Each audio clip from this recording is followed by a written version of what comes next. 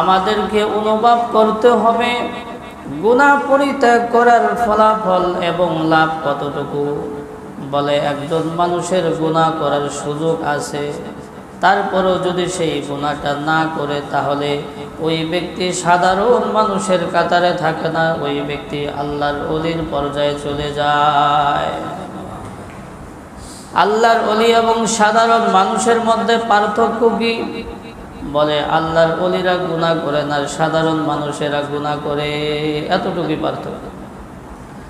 বলে সাধারণ মানুষও প্রাথমিকভাবে অনেক চেষ্টা করে, অন্তরকে আলোকিত করার জন্য অনেক মেহনত করে, মসজিদে আসে, জিকির আজকার করে, তাসবিহ তাহলিল করে, নামাজ পড়ে, তাওবা ইস্তেগফার করে অন্তরকে প্রাথমিকভাবে আলোকিত করার চেষ্টা করে, কিন্তু এই আলোকিত হৃদয় নিয়ে বাড়িতে পৌঁছতে পারে না।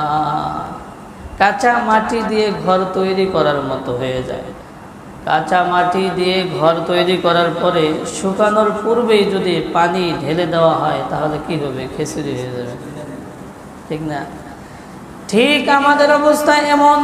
আমরা প্রাথমিকভাবে মসজিদে আসি, জিকির আজকার করি, তাসবিহ তাহলিল করি, বিভিন্ন জায়গায় যাই, ইবাদত করি, অন্তরকে আলোকিত করার চেষ্টা করি, প্রাথমিকভাবে অন্তরকে আলোকিত করি। কিন্তু যখনই ওই মজলিস থেকে বের হই, মসজিদ থেকে বের হই, পরস্পর আলাপ আলোচনায় লিপ্ত হই, তখনই গীবাত, শিকায়াত, পরনিন্দা, কুদৃষ্টির মাধ্যমে যে আলোকিত করেছিলাম সে আলোকিত আবার অন্ধকার হয়ে যায়। শেষমেশ বাড়ি যাই, ওই যে অবস্থায় আসছিলাম ওই অবস্থায় নিয়ে আর যাইতে পারলাম না। মসজিদ থেকে যতটুকু কামাইলাম, এক জায়গায় গিয়ে যতটুকু কামাইলাম, বাড়ি পর্যন্ত নিয়ে পৌঁছতে পারলাম না। এই জন্য গুনাহকে পরিত্যাগ করতে হবে, ইবাদতের মাধ্যমে অন্তরকে আলোকিত করতে হবে। অন্তরকে আলোকিত করার পরে ওটাকে ধৈর্য রাখতে হবে। ধৈর্য রাখতে হবে। একটা জিনিস অর্জন করা সহজ, কিন্তু ধৈর্য রাখা কি? তার চেয়ে অনেক কঠিন, তার চেয়ে অনেক কঠিন। তো যে কোনো জিনিস অর্জন করা সহজ, কিন্তু ওইটা ধৈর্য রাখা কঠিন। ধৈর্য রাখতে পারলেই আসল কামিয়াবি, সফলতা সে কাঙ্ক্ষিত পর্যায়ে পৌঁছতে পারে। গুনাহ করা এবং না করার দৃষ্টিকোণ থেকে বনি আদম 3 শ্রেণীতে বিভক্ত। প্রথম শ্রেণী হইল যারা মোটেও গুনাহ করে না। গুনাহ দেখলে শরীরের মধ্যে জ্বালা পড়া শুরু হয়ে যায়, যারা জ্বালা পড়া শুরু হয়ে যায়। এটাই তো হওয়া উচিত ছিল। আল্লাহর হাবিব বলেছেন, মান রাআ মিনকুম মুনকারান ফালিয়ুগাইয়িরহু বিয়াদিহি ফাইন লাম ইস্তাতি' ফাবিলিসানিহি ফাইন লাম ইস্তাতি' ফাবিকলবিহি ওয়া যালিকা আযআফুল ঈমান। যদি তোমরা অন্যায় কাজ হতে দেখো তাহলে হাত দ্বারা বাধা দেওয়ার সামর্থ্য থাকলে হাত দ্বারা বাধা দাও। হাত দ্বারা বাধা দেওয়ার সামর্থ্য না থাকলে জবান দ্বারা নিষেধ করো। জবান দিয়ে নিষেধ করার সামর্থ্য না থাকলে অন্তর দিয়ে কি করো? ঘৃণা করো। তাইলে গুনাহ করা না করার দৃষ্টিকোণ থেকে বনি আদম 3 শ্রেণীতে বিভক্ত। প্রথম শ্রেণী হইল যারা মোটেও গুনাহ করে না। গুনাহ করা এটা তারা পছন্দ করে না। গুনাহের কাজ দেখলে তাদের শরীরে জ্বালা পড়া শুরু হয়ে যায়। রশিদ আহমদ গঙ্গোহী রহমাতুল্লাহি আলাইহি বলেছিলেন, শরীয়ত মেরি তবিয়ত বন গই, শরীয়ত মেরি তবিয়ত বন গই। শরীয়ত আমার অভ্যাসে পরিণত হয়ে গেছে। মোট কথা শরীয়তে যা আছে এটা পালন করা তার জন্য খুব সহজ হয়ে গেছে। নিজেকে ওইভাবে গঠন করে তারা নিয়েছে, কোনো কিছুই কষ্ট মনে হয় না। তিনি বলেছে, শরীয়ত মেরি তবিয়ত বন গই, শরীয়ত আমার অভ্যাসে পরিণত হয়ে গেছে, এটা পালন করা আমার জন্য কোনো কঠিন না। তাহলে প্রথম শ্রেণীর মানুষ হইল যারা মোটেও গুনাহ করে না। দ্বিতীয় শ্রেণীর মানুষ হইল যারা গুনাহ করে, কিন্তু গুনাহ করার পরে আবার সাথে সাথে তওবা করে, অনুশোচনা আসে যে যেটা করেছিলাম অন্যায় কাজ, গুনাহ করার পরে আবার সাথে সাথে তওবা করে।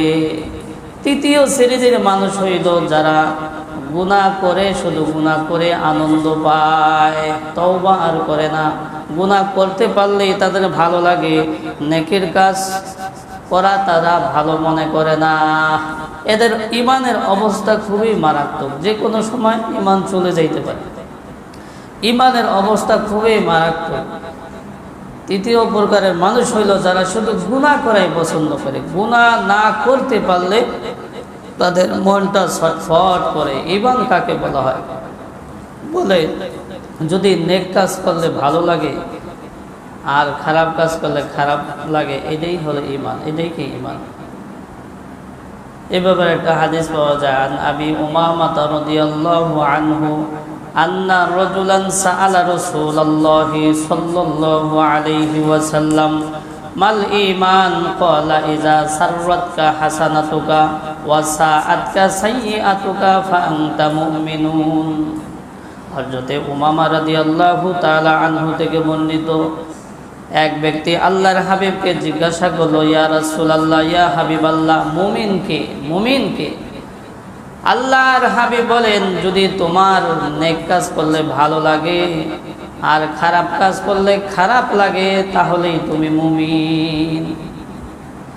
তাইলে নেক কাজ করলে ভালো লাগে, ভালো কাজ করলে ভালো লাগে, খারাপ কাজ করলে খারাপ লাগে, তাহলে বুঝতে হবে তার মধ্যে ঈমান আছে। ঈমান আছে কিনা খুব সহজ বোঝার একটা সহজ কি মাপকাঠি, সহজ একটা মাপকাঠি হাদিস থেকে আমরা পাইলাম যে যদি ভালো কাজ করলে, এটা সবসময় আমরা নিজেদের মধ্যে পরীক্ষা করে দেখতে পারি, যদি খারাপ কাজ করলে খারাপ লাগে, ভালো কাজ করলে ভালো লাগে, তাহলে বুঝতে হবে আমার ভিতরটা ভালো আছে, ভিতরটা ভালো আছে। আর যদি খারাপ কাজ করলে যদি খারাপ না লাগে, ভালো কাজ করলে যদি ভালো না লাগে, তাহলে বুঝতে হবে ভিতরে সমস্যা, সংশোধন হইতে হবে। তাহলে গুনাহ করা না করার দৃষ্টিকোণ থেকে মানুষ তিন শ্রেণীতে বিভক্ত। প্রথম শ্রেণীর লোক হইল যারা মোটেও গুনাহ করে না। দ্বিতীয় শ্রেণীর মানুষ হইল যারা গুনাহ করে, কিন্তু গুনাহ করার পরে তাদের ভিতরে অনুশোচনা আসে, যারা তওবা করে। তৃতীয় শ্রেণীর মানুষ হইল যারা শুধু গুনাহ করতেই পছন্দ করে, নেকের কাজ করতে তাদের ভালো লাগে না। প্রথম প্রকারের মধ্যে গণ্য হওয়ার চেষ্টা করতে হবে, ওইটা না পারলে দ্বিতীয় প্রকারের মধ্যে অবশ্যই থাকতে হবে। তৃতীয় প্রকারের মধ্যে মোটেও কি করা যাবে না, যাওয়া যাবে না। তৃতীয় প্রকারের মধ্যে গেলে খুবই করুণ অবস্থা হবে। যদি গুনাহ অন্যায়কে যদি অন্যায় মনে না করি, তাইলে তাওবা কিভাবে নসিব হইব? তওবা নসিব হইব। আমি একটা খারাপ কাজ করছি, যদি খারাপ কাজটা আমার কাছে খারাপ মনে হয়, তাইলে সেটা ওইটা শুধরানোর সুযোগ থাকে, ঠিক না? আর যদি খারাপ কাজ আমার কাছে খারাপই মনে না হয়, তাহলে তাওবা নসিব হইব না, তাওবা নসিব হইব না। মুহতারাম হাজিরিন, ইসলামের শরীয়তের মধ্যে গুনাহ পরিত্যাগ করা সবচেয়ে গুরুত্বপূর্ণ একটা আমল। বলে একজন মানুষ তাহাজ্জুদ নামাজ পড়ে না, লম্বা লম্বা জিকির করে না, বিভিন্ন নফল ইবাদত করে না, কিন্তু ফরজ ওয়াজিব সুন্নাতে মুআক্কাদাগুলো ঠিক মতো আদায় করে, তারপরও এই ব্যক্তির জন্য আল্লাহর ওলি হওয়া সম্ভব। কারণ সে তার জীবনটা গুনাহমুক্ত জীবন, গুনাহমুক্ত জীবন, ঠিক আছে? অনেক ইবাদত করলো, সাথে গুনাহের সাথে জড়িত, ওই শত ইবাদত নষ্ট করে দিল।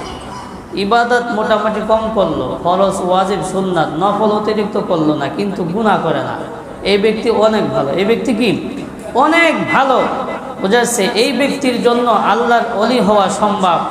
বলে আল্লাহর ওলি হওয়ার জন্য বাতাসে উড়ে বেড়ানো শর্ত না, আল্লাহর ওলি হওয়ার জন্য পানিতে ভেসে বেড়ানো শর্ত না, আল্লাহর ওলি হওয়ার জন্য কোনো অলৌকিক বিষয় তার থেকে প্রকাশ পাওয়া শর্ত না। আল্লাহর ওলি হওয়ার জন্য শর্ত হইল গুনাহ থেকে বেঁচে থাকা, গুনাহ থেকে বেঁচে থাকা। আল্লাহ পাক রব্বুল আলামিন বলেন, ওমা কানু আউলিয়াহু ইন আউলিয়াউহু ইল্লাল মুত্তাকুন।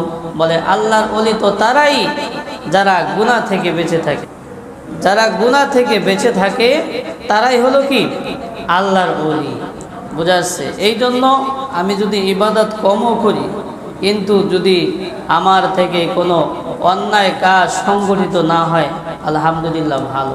শত ইবাদত করলাম, আবার শত অন্যায় কাজের সাথে জড়িত থাকলাম, তাইলে এই শত ইবাদত সব নষ্ট হয়ে যাবে, সব নষ্ট হয়ে যাবে। গুনাহ থেকে বেঁচে থাকা সবচেয়ে বড় মুত্তাকি। বলে আল্লাহর ওলি তো তারাই যারা গুনাহ থেকে বেঁচে থাকে, মুত্তাকি, তাকওয়া অবলম্বন করে।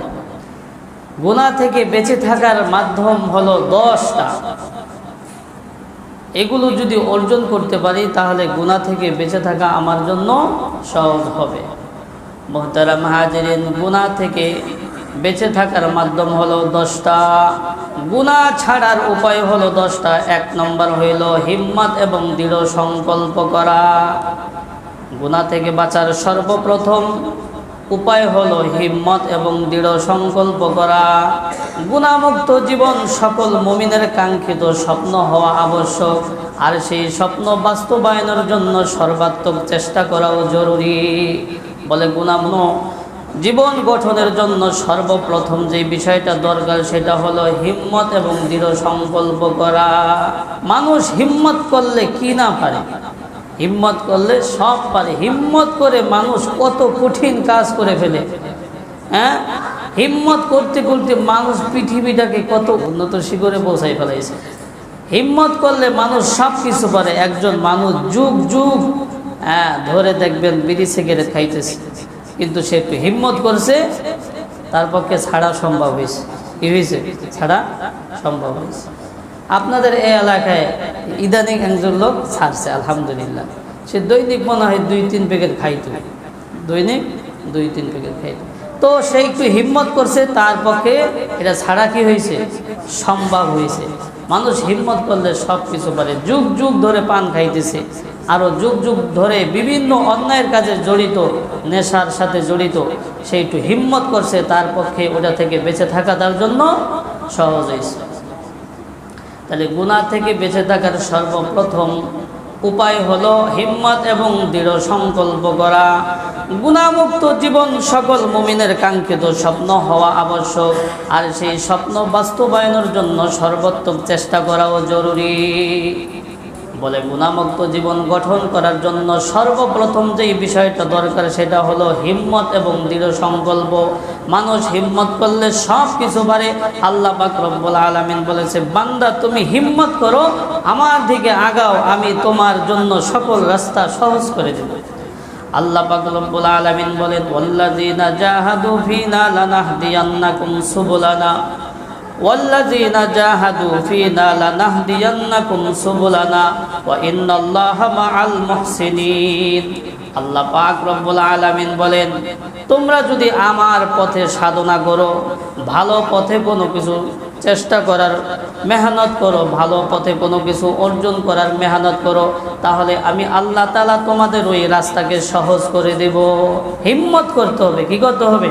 তাহলে গুনাহ ছাড়ার প্রথম যে উপায় সেটা হলো সর্বপ্রথম আমাদের হিম্মত করতে হবে। কি করতে হবে? হিম্মত করতে হবে। 2 নম্বর গুনাহ ছাড়ার উপায় হলো তওবা করতে হবে। বেশি বেশি তওবা ইস্তেগফার করতে হবে, বেশি বেশি দোয়া করতে হবে। অতীতের গুনার জন্য লজ্জিত হতে হবে, গুনাহকে ছেড়ে দিতে হবে। এই গুনাহ কখনো করব না, এই দৃঢ় সংকল্প করতে হবে। তওবা করতে হবে। তওবা করলে আল্লাহ পাক রব্বুল আলামিন সব গুনাহ কি করে দিবেন? মাফ করে দিবেন। তওবার মাধ্যমে অনেক কিছু আল্লাহ পাক রব্বুল আলামিন দিবেন। হ্যাঁ, আমাদের সন্তানরা কথা শোনে না, ধন সম্পদের সমস্যা, শান্তি নাই, সব কিছু এই তওবার মাধ্যমে সমাধান হওয়া সম্ভব। আল্লাহর হাবিব সরকারে দো আলম দৈনিক 70 বার, আরেক হাদিসের মধ্যে আসছে 100 বার তওবা করতেন, ইস্তেগফার করতেন। আল্লাহর হাবিব বলেন, ইন্নী লা আস্তাগফিরুল্লাহ ফিল ইয়াউমি 70 মাররা। সরকারে দো আলম বলেন, আমি প্রতিদিন 70 বার ইস্তেগফার পাঠ করি। আল্লাহর হাবিবের গুনাহ আছে? সকল নবীরা মাসুম, সকল নবীরা মাসুম, তাদের কোনো গুনাহ নাই। আর সকল সাহাবায়ে কেরামরা মাহফুজ। আগের জমানার মানুষ আর আমাদের মাঝে পার্থক্য হইল, আগের জমানার মানুষেরা গুনাহ নিয়ে কবরে যাইতো না, আমরা গুনাহ শুদ্ধ কবরে যাই। তারাও গুনাহ করতো, কিন্তু গুনাহ নিয়ে তারা কবরে যাইতো না। আর আমরা গুনাহ করি, কিন্তু গুনাহ শুদ্ধই কি করি? কবরে যাই। আল্লাহর হাবিবের 100 লক্ষ সাহাবী, একজন সাহাবী একটা গুনাহ নিয়ে কবরে যায় নাই। একজন সাহাবী একটা গুনাহ নিয়ে কবরে যায় না, তার মানে তাদের গুনাহ হয় নাই? গুনাহ হয়েছে, কিন্তু তারা সেটাকে শুধরায় নিছে। কি করেছে? যার কারণে আল্লাহ পাক বলেছেন, রাদিয়াল্লাহু আনহুম ওয়া রাদু আন। আল্লাহ পাক তাদের প্রতি সন্তুষ্ট হয়ে গেছে, আর তারাও আল্লাহ পাক রব্বুল আলামিনের প্রতি সন্তুষ্ট হয়ে গেছে। কিন্তু আমরা আল্লাহর হাবিব দৈনিক 100 বার ইস্তেগফার করতেন, 70 বার ইস্তেগফার করতেন, অথচ তার জীবনে কোনো গুনাহই নাই। আল্লাহ পাক আগে পরে সব গুনাহকে ক্ষমা করে দিয়েছে। আর আমরা হাজার গুনাহ করি, তাও ইস্তেগফার করি না। কি করি না? ইস্তেগফার করি না, অনুশোচনাই আমাদের ভিতরে আসতে চায় না। হযরত হাসান বসরি রহমাতুল্লাহি আলাইহি এক জায়গায় বসা ছিলেন। এক ব্যক্তি এসে বলতেছে, ওগো হাসান, আমার কূপের পানি শুকিয়ে গেছে, কি করতে পারি? হাসান বসরি রহমাতুল্লাহি আলাইহি বলে, তুমি তওবা করো, ইস্তেগফার করো। ওই ব্যক্তি বলতেছে, ওগো হাসান, এই কূপের পানি শুধু আমি একাই গ্রহণ করি তা নয়, এলাকার বাসী সকলেই এই পানি ভোগ করে। হাসান বসরি রহমাতুল্লাহ আলাইহি বললেন, তুমি তওবা করো, তোমার ফ্যামিলির লোকজনকে সকলকে তওবা করতে বলো, এলাকাবাসী সকলকে তুমি তওবা করতে বলো। তাহলে আল্লাহ পাক রব্বুল আলামিন পানি দেনেওয়ালা, যে পানি নিয়ে গেছে, পানি দেনেওয়ালা আবার পানি কি দিয়ে দিবেন। আল্লাহ পাক রব্বুল আলামিনের কাছে যদি কেউ চাওয়ার মতো চাইতে পারে, দেবে না? আল্লাহ পাক রব্বুল আলামিনের কাছে কাফের চাইলে কাফেরও দেয়, বেঈমান চাইলে বেঈমানও দেয়। যে আল্লাহ পাকের সাথে শিরকি করে সে চাইলেও তাকেও দেয়। ফেরাউন আনা রব্বুকুমুল আলা, যে বলে আমি হলাম বড় প্রভু, আমি কি বড় প্রভু। ফেরাউন আল্লাহর কাছে চায়, আল্লাহ নীলনদটা আমার অনুগত করে দেন। আল্লাহ পাক রব্বুল আলামিন বলেন, আমি তো নীলনদ তোর অনুগত করে দিলাম, তুমি তো ছোটটাই চাইছ, জান্নাত তো আর চাও নাই। তো ফেরাউনের কথায় নীলনদের পানি কমে বাড়ে। নমরুদ বলে, আল্লাহ আমাকে বাদশাহী দিয়ে দেন। আল্লাহ পাক রব্বুল আলামিন নমরুদকে বাদশাহী দিয়ে দিল। তো বেঈমান চায়, বেঈমানকেও দেয়। চতুষ্পদ প্রাণী চায়, চতুষ্পদ প্রাণীকেও দেয়। হাকিমুল উম্মাত মুজাদ্দিদে মিল্লাত হযরত শাহ আশরাফ আলী থানভী রহমাতুল্লাহ আলাইহি ঘটনা লেখেন, এক এলাকায় বানর মারার অভিযান শুরু হয়েছে।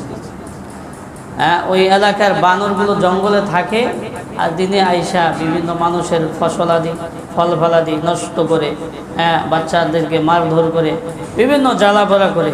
তখন ওই এলাকায় এমপি মন্ত্রী সকলে পরামর্শ করলো যে কি করা যায়। তারা সিদ্ধান্ত করলো, এই বাগানের এই জঙ্গলের চতুর্পাশ দিয়ে পেট্রোল ঢালবো, আগুন জ্বালায় সব গাছও পড়বো, আর এই বাগানও পরিষ্কার হইব, বানরও মরব। তো তাদের সিদ্ধান্ত অনুযায়ী তারা তাই করলো। জঙ্গলের কিনার দিয়ে তারা পেট্রোল ঢালতেছে আর আগুন জ্বালাইতেছে। আগুন যাইতে যাইতে যাইতে যাইতে যাইতে যাইতে আগাইতেছে সামনে। বানরগুলো সব মাঝখানে জমা হয়েছে। এটা আপনারা যেভাবে এক জায়গায় সমবেত হয়েছেন, তো কিনার আগুন, বানরগুলো সব মাঝখানে জমা হয়েছে। আগুন যাইতে যাইতে যাইতে যাইতে বানরের কাছাকাছি যাইতেছে। কিছুক্ষণ পরেই আগুন বানরকে ধরবে। এবারে সর্দার বানরগুলো নিজেরা অনুতপ্ত হয়ে আল্লাহ পাক রব্বুল আলামিনের কাছে 2 হাত তুলে হাউমাউ করে ক্রন্দন শুরু করে দিল। আশরাফ আলী থানভী রহমাতুল্লাহি আলাইহি বলেন, বানর যখন বুঝছে তার অপরাধ বুঝে স্বীকার করে আল্লাহ পাক রব্বুল আলামিনের কাছে রোনা জারি করেছে। আশরাফ আলী থানভী রহমাতুল্লাহি আলাইহি বলে, বানর আকাশে হাত তুলতে দেরি, আল্লাহ পাক রহমতের বৃষ্টি দিতে দেরি করে নাই, বৃষ্টি দিয়ে দিছে। এবার লোকজন বলতেছে যে বানর, আল্লাহ পাক বানরের কথা শুনে, যাক বানর আর মারবো না, বানর আর উৎপাত করে না, বানর তার অপরাধ বুঝতে পারছে। তো আল্লাহ পাক রব্বুল আলামিন তাকে দিয়ে দিছে। হাসান বসরি রহমাতুল্লাহি আলাইহির কাছে এক ব্যক্তি এসে বলে, ওগো হাসান, আমার কূপের পানি শুকিয়ে গেছে, কি করতে পারি, পরামর্শ দেন। হাসান বসরি রহমাতুল্লাহি আলাইহি বলে, তুমি তওবা করো, ইস্তেগফার করো, পানি দেনেওয়ালা আল্লাহ তাআলা পানি দিয়ে দিবেন, যিনি পানি নিয়ে গেছেন তিনি পানি দিয়ে দিবেন। ওই মজলিসে আরেক ব্যক্তি এসে বলতেছে, ওগো হাসান, আমার সন্তান হয় না, আমি কি করতে পারি? হাসান বসরি রহমাতুল্লাহ আলাইহি বলে, তুমি তওবা করে ইস্তেগফার করো। আরেক ব্যক্তি এসে বলতেছে, ওগো হাসান, আমার সম্পদ সব পুরা শেষ হয়ে গেছে, কি করতে পারি? হাসান বসরি রহমাতুল্লাহ বলতেছে, তুমি তওবা করে ইস্তেগফার করো। আরেক ব্যক্তি এসে বলতেছে, ওগো হাসান, আমার সম্পদ সব হারায় গেছে, আমি কি করতে পারি? হাসান বসরি রহমাতুল্লাহ বলেন, তুমি তওবা করে ইস্তেগফার করো। হাসান বসরি সকলকে তওবার সবক দিয়ে দিলেন। সকলে বাড়ি চলে গেল তওবার সবক নিয়ে। এবার খাদেমিন বলতেছে, ওগো হাসান, প্রত্যেকে যার যার সমস্যার কথা নিয়ে আসছে, আপনার কাছে পেশ করলো, সকলকে আপনি তওবার সবক দিয়ে দিলেন। এক তওবাই কি সব কিছুর সমাধান হইতে পারে কিনা? হাসান বসরি রহমাতুল্লাহ আলাইহি বলতেছে, হ্যাঁ, এক তওবাই সব কিছুর সমস্যার সমাধান হইতে পারে। আল্লাহ পাক রব্বুল আলামিন সূরাতুন নূহের মধ্যে বলছে, ফাকুলতু আস্তাগফিরু রাব্বাকুম ইন্নাহু কানা গাফফারা, ফাকুলতু আস্তাগফিরু রাব্বাকুম ইন্নাহু কানা গাফফারা ইরসিলিস সামাআ আলাইকুম মিদরারা ওয়া ইউমদিদুকুম বিআমওয়ালিন ওয়া বানিনা ওয়া ইয়াজআল লাকুম জান্নাতি ওয়া ইয়াজআল লাকুম আনহারা। আল্লাহ পাক রব্বুল আলামিন এই আয়াতের মধ্যে তওবাকারীদের 5টা পুরস্কারের কথা বলছেন। 1 নম্বর পুরস্কার হলো আল্লাহ পাক তওবাকারীকে ক্ষমা করে দিবেন, তওবাকারীকে ক্ষমা করে দিবেন। আল্লাহ পাক 2 নম্বর পুরস্কার দিবেন, ওয়ায়ুরসিলিস সামাআ আলাইকুম মিদরারা, আল্লাহ পাক রব্বুল আলামিন আকাশ থেকে মুষলধারে বৃষ্টি বর্ষণ করবেন, যতটুকু প্রয়োজন ততটুকু। অতিরিক্ত বৃষ্টি এরাও গজব, অতিরিক্ত খরা এরাও গজব। তওবা করলে আল্লাহ পাক যতটুকু বৃষ্টি ততটুকুই দিবেন, যতটুকু বান্দার দরকার ততটুকুই দিবেন। ওইটা হলো রহমতের বৃষ্টি। এই যে ঘন বৃষ্টি লাগাতার, এটা কি রহমতের বৃষ্টি? রহমতের বৃষ্টি না, বোঝা যাচ্ছে? বান্দার যতটুকু দরকার অতটুকু যদি বৃষ্টি হয়, তাহলে ওই বৃষ্টিটা উপকারী বৃষ্টি, রহমতের বৃষ্টি। তাহলে আল্লাহ পাক 2 নম্বর দিয়ে পুরস্কার দিবেন তওবাকারীকে, ওয়ায়ুরসিলিস সামাআ আলাইকুম মিদরারা। আল্লাহ পাকের কাছে যদি তওবা করে, তাহলে আল্লাহ পাক রব্বুল আলামিন মুষলধারে বৃষ্টি দিবেন। বৃষ্টি দিলে তার কূপে পানি আসবে কিনা? আসবে না? আসবে। ওয়ায়ুমদিদুকুম বিআমওয়ালি ওয়া বানিন, 3 নম্বর পুরস্কার দিবেন আল্লাহ পাক ধন সম্পদ দিবেন। বলে এমন ধন সম্পদ দিবেন যেই ধন সম্পদ দ্বারা তার ভালো কিছু হবে, ভালো কিছু হবে। ধন সম্পদ তো অনেকের আছে, ধন সম্পদ তো অনেকের আছে, সব কিছু ধন সম্পদ না। আমি অবৈধ পন্থায় অনেক কিছু উপার্জন করলাম, ওইগুলোকে শরিয়ত সম্পদ বলে নাই। যেটা হালাল তরিকায় উপার্জন করা হয়েছে ওইটাই শুধু সম্পদ, আর ওর দ্বারাই ভালো কিছু হবে, ভালো ভালো কাজ হবে। এরপর 4 নম্বর পুরস্কার দিবেন আল্লাহ পাক সন্তান দান করবেন, নেক সন্তান দান করবেন। যার সন্তান নাই, আল্লাহ পাকের কাছে বেশি বেশি তওবা করলে, ইস্তেগফার করলে আল্লাহ পাক সন্তান দিবেন। আবার অনেকের সন্তান আছে, কথা শোনে না, বলে হুজুর একটা তাবিজ দেন। কি করেন? তাবিজ দেন। তাবিজ দিয়ে কি কথা শোনানো যাবে কিনা? তাবিজ দিয়ে কথা শোনা যাবে? আল্লাহ পাক বলে তুমি ইস্তেগফার করো, তুমি তোমার সন্তানকে আল্লাহ তাআলার কাছে মাকবুল করাও, তাহলে সন্তান তোমার বাধ্য হবে, সন্তান তোমার বাধ্য হবে। আমি শত অন্যায়ের কাজের সাথে জড়িত, আর আমার সন্তান পিছপা বয়ে বয়ে থাকবে, সম্ভব? কঠিন কাজ, সম্ভব না। বোঝা যাচ্ছে? আগে আমার কি করতে হবে? সংশোধন হতে হবে। এরপর আমার সন্তানের ধারা ভালো কিছু আশা করা যায়, ওটা আমার থেকে শিখবে, আমার থেকে কি করবে? শিখবে। তওবার মাধ্যমে আল্লাহ পাক রব্বুল আলামিন 4 নম্বর যে পুরস্কার দিবেন সেটা হলো নেক সন্তান দান করবেন, নেক সন্তান দান করবেন। 5 নম্বর পুরস্কার দিবেন আল্লাহ পাক রব্বুল আলামিন নহরে সজ্জিত জান্নাত দান করবেন। তাহলে তওবার মাধ্যমে সবকিছু সমাধান হওয়া সম্ভব, তওবার মাধ্যমে সবকিছু সমাধান হওয়া সম্ভব। শুধু তাই যদি কোনো ব্যক্তি খাটিয়ে দিলে তওবা করে, আল্লাহ পাক রব্বুল আলামিন বলেন, ইল্লা মান আমানা ওয়া আমিলা আমালান সালিহান ফাউলাইকা ইউবাদদিলুল্লাহু সাইয়্যাতিহিম।